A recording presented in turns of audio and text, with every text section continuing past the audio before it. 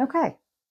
If you are here for the knitting, I will be doing that. But if you're here for the yapping, I will be doing that as well.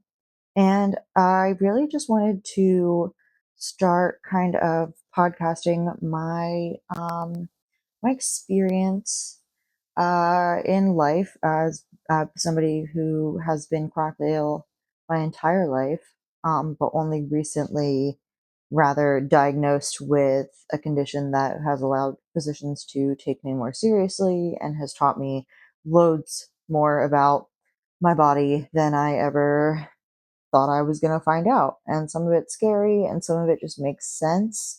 And I think it's not uncommon for other people like myself that are diagnosed with hypermobile Ehlers-Danlos syndrome in their 30s. I think a lot of things start to connect when we look back at our childhood and how things were for us then, in comparison to how they are now. And so I kind of wanted to just kind of work on my project to do what I'm doing here, but additionally talk a bit about the experiences I had growing up with hypermobile Ehlers-Danlos syndrome and not knowing it, and what that looked like for me. So I would say the first thing is I got consistently chastised for leaning all the time. Even as a young kid, it was like, uh, you know, you should have all this energy. You should, I'm going to be saying this a lot, I'm sure, but a lot of adults, family members and whatnot, looking at you and being like, you're young, you should do it, and why are you leaning on that? Stand straight. But like really, we were just consciously or subconsciously maybe conserving energy and providing stability in a way where we weren't receiving it from our bodies, right? So there was a lot of that. Another thing I kind of got talked to a lot for was the way that I would bend down.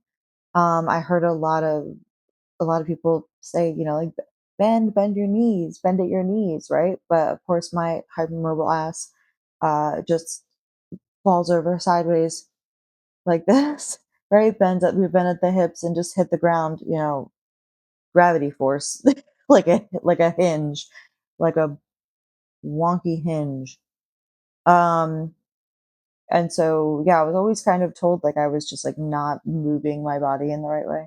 Look at me pulling back these stitches because I'm not so sure I was putting them where I wanted them to be. That's so funny.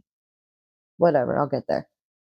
Um, okay, another thing I wanted to talk about is I was always weirdly flexible in the wrong ways and not flexible in the right ways, if that makes sense. During sort of like gymnastics themed adventures. They were not adventures of gymnastics themed drills in gym class in elementary school. Certain stretches and certain moves would hurt me, pull something wrong and tug something wrong and be painful. And I was constantly told that that shouldn't be painful and that it isn't pain. More even than that, that it isn't painful and I'm not in pain. Adults love to do that to younger people, don't they? Tell us that it doesn't hurt. That should be its own like subcategory of like, yeah, that constantly people are like, ah, it doesn't hurt. And I'm like, I don't understand how you can make that statement or how you can come to that conclusion, but yeah, I'm in pain. Anyway, um, another thing was my constant limited energy resources. It got to the point where even friends started, like grade school friends started to recognize that like I had a limit in my social battery. And that was very evident in being, the first person to fall asleep at every single sleepover, having a hard time like staying awake for these kinds of things to have fun and enjoy them, or just missing these things altogether because I didn't have the energy to commit to it. Even as a young kid. Um, Another thing I would really experience a lot of would be opting out of different activities, certain kinds of outings that would be stressful for my body or would require a lot of walking and a lot of high heat. Like I don't know. I feel like I definitely was a kid that like, on the inside, inner monologuing to myself in the mirror. I'm like, I just never feel good, right? But it was so dismissed that I like had to come up with even different, more outlandish reasons why I couldn't do things. And was known for like not liking things for a while. I don't know if that makes sense, but I was known to be the one that like, some friends were like, oh, she doesn't like going to the park. She doesn't like doing this, that, and the other. It was, she doesn't like bowling alleys. I mean, I avoided these places because they were incredibly overstimulating and required heavy lifting and moving and all that kinds of stuff. And I just wasn't cut out for it the way that everybody else was. This would be infinitely easier if I would have thought to have my glasses on instead of just like squinting at everything. Um, okay, so I would have to say uh, one of my very first symptoms to show up, and I can definitely remember this showing up around age 10. So, in conjunction with my lax connective tissue and a traumatizing household, my first symptoms that I experienced was IBS, painful bowel movements, nausea, vomiting, and dizziness. Now, I'm sure you know what I'm about to say about this, but alas, alas, I will tell you anyway. The reality behind that situation from age 10 all the way to, I don't know, yesterday. Hold on. From age 10 to age now, I would say, I was touted as a really anxious child, and then a really anxious young person, and then a really anxious young adult, and then a really anxious adult. And I mean, I would say you definitely can't have debilitating, blackout, painful, double over, level 10 painful bowel movements day in and day out, randomly unexpected at your sleepover at your best friend's house or before you have to go on a school field trip so that you're so late you miss the bus to the trip itself. Yeah, I think that would make somebody very anxious, don't you? However, it was not anxiety causing these problems, right? It was a faulty autonomic nervous system. It is faulty connective tissue in my bowels and my gut and my esophagus. Okay. Um, so yeah, fought that. I don't even know. I have, I currently fight.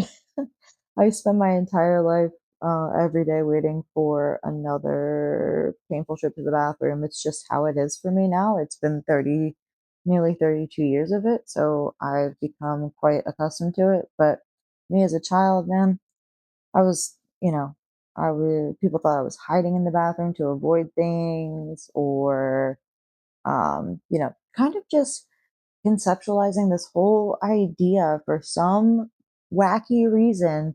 Nobody could wrap their heads around the fact that a child could be this sick. So instead of addressing that situation or looking further into it, it was like, this can't be real, this can't be happening. And there's no way this kid is that sick. Like, she's got to be anxious, she's got to be uh, it, getting involved in things that are bad for her. It's the lights on for too late. It's reading a book too late. It's get up. Try to get off your phone and get better sleep. Like, I'm sure if you're even here and you're listening to this and you're relating, you know exactly what all of the tricks and tools people have wanted to tell you your whole life to try and fix a problem that is literally so unfixable by you or anybody else. Um, but being a little kid and not being able to understand and not knowing and not being able to advocate for yourself to be like, no, this is not what, this is not right. This can't be right. I think a common feeling that a lot of us would have would be actually just feeling very isolated. Um, I had have definitely one true wonderful friend through my entire most of my childhood, seventh grade to now in my life, and um, that friendship stood the test of time. Through so much, including my constant, rapidly changing, sudden onset illness and symptoms and all of that. So I am very grateful to have had that. But there's friendships and things that I lost out on and miss out on a lot because I was so sick as a kid, and I couldn't fully express or explain the situation as it was. So I think a lot of younger kids, um, well, it's hard for them to understand, isn't it? Why I couldn't do this one thing or didn't want to do this one thing, or couldn't come to this thing or had to leave this thing early. Oh God, or was late to this thing. My goodness. Can you believe I'm pulling all these picked up stitches out now? I want to pick up from the right side and then from a different location. I thought I was in a different spot. Blah blah blah.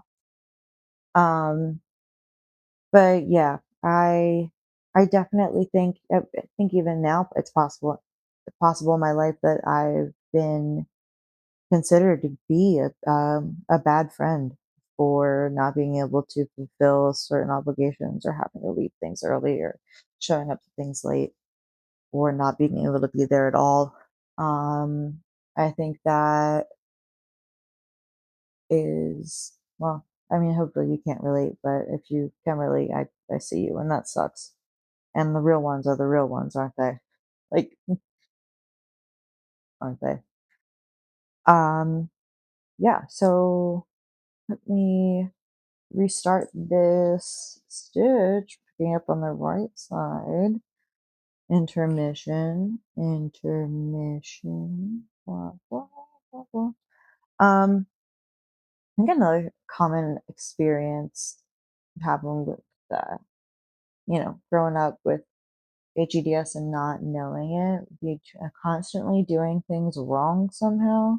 You're throwing it wrong, you're picking that up wrong, you're moving wrong.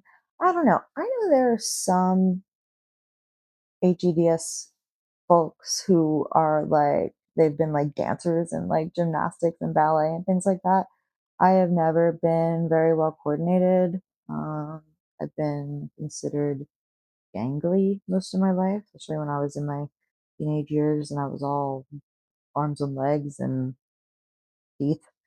And I was very, very, very uncoordinated. I am currently incredibly uncoordinated. I literally throw my limbs around to get them to move, like inertia, swing it far, my legs will move, So but you can imagine, even as a kid, other kids were like doing cartwheels in the grass and things like that. And I was like, that would hurt me. And there's no way. And I'm so dizzy and I don't understand why. Um, I don't know if this is an HEDS thing, but I also had chronic earaches as a kid. I don't know if anybody else experienced that, but holy moly, those things took my ass out for sure. Could never Oh, could never even I don't even know how I made it through some of those earaches. They were so bad. Just constantly, constantly having earaches.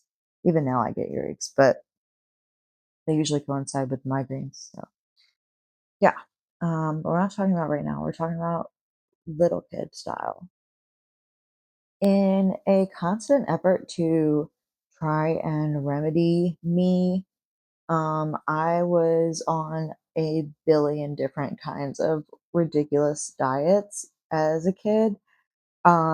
And my favorite time was when I was not eating gluten. It was like my first or 100th time being gluten free. Who could tell? And the only thing I was bringing for school lunches were these gluten-free rice cakes with some peanut butter on them. And at the time, think I'm pretty positive the brand is called PB&Co. They had a cinnamon raisin peanut butter, all these crazy peanut butter flavors. And I ate those gluten-free rice cakes with that peanut butter, like, I mean, maybe every day for the entire school year. I don't know. Like, it's back when, like, being gluten-free, you didn't have any, like, substitutions, like, there weren't, like, gluten-free chicken nuggets. They were, like, maybe you could get some chicken patties covered in cornmeal and try to enjoy that from the gluten-free frozen section, but it was not like it was now. You definitely couldn't find, like, a gluten-free bun at a restaurant or anything like that. So, I ate literally, like, bird food, because the concept of not having gluten confused me and my mother. So yeah, that I don't know. I might be common for other younger people growing up undiagnosed to have been on a million different sort of trial and error diets to try and repair whatever damage or dysfunction you were experiencing. Pain or GI upset or fatigue or whatever. Another thing I experienced, and this has impacted me so strongly that I think about it even now. I think about it every time I get hurt or am injured or have an issue.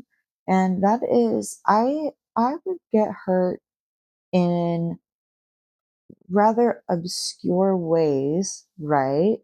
Okay, makes sense now. Be hindsight 2020.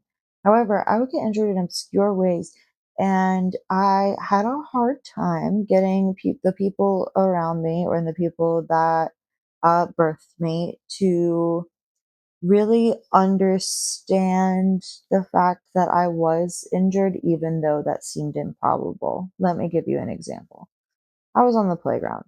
Okay, this was a jillion years ago. I don't know. How old am I? 22, 23 years ago. It was a long time ago. And we were playing a little game that we called Boys Chase Girls or Girls Chase Boys. How clever.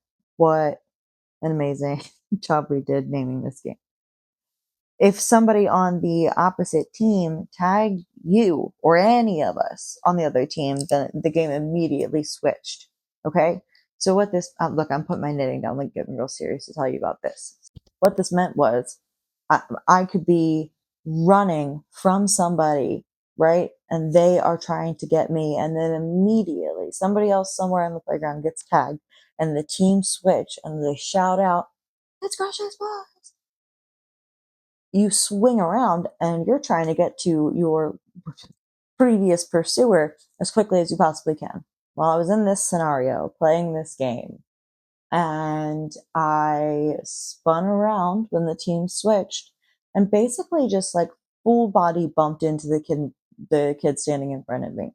And what happened was this hand, he pushed with that hand, right? Because I've been T-Rex arms my entire life. Okay, so I approached hands first consistently, just who I am. So in that notion or in that position, I ran into him, his palm completely out to like get me with two palms, right? And made contact here on this hand. And this bent so far that my hand and my fingers touched this part of my arm. And then it came back up and I was like, ow, something is not right. Um, and I went to the nurse and she was very empathetic to my cause. I went home and everybody thought I was just being silly and goofy about like how bad this hurt. So it was days soaking in Epsom salts. And the injury did not really get much better. And then finally I was taken to an ER where it was casted. And I mean, it's hurt every time it's rained ever since then. So the last like 23, 24 years. And it's just one of many injuries that occurred in a wacky way with a wacky I could never retouch my wrist or fried, right? But in the wackiest way, my hand going backwards and touching this. And to this day, if I even explain that to anybody, they're like, ew, how? And I'm like, with enough inertia and the bendiness and the approach, it just happened just terribly right. And something was torn and it's never healed the same. So if you have related to any of these scenarios, if you think I skipped any, or if you have any that you would add, feel free to put that in the comments or shoot me a message. I'm always interested in hearing other people's experiences. I think because we can be so isolated by these conditions, it's really comforting to find community. We all just want to know we're not alone. So yeah, feel free to reach out and chat about it here in the comments. And I appreciate you being here. Check out my other videos for more knit and crochet fiber arts content. And I will be talking more about health related stuff, my health approach currently, and what kinds of things I'm getting into, if you care to hear more about that. So, yeah, thank you so much. And I will see you on the other side. Okay.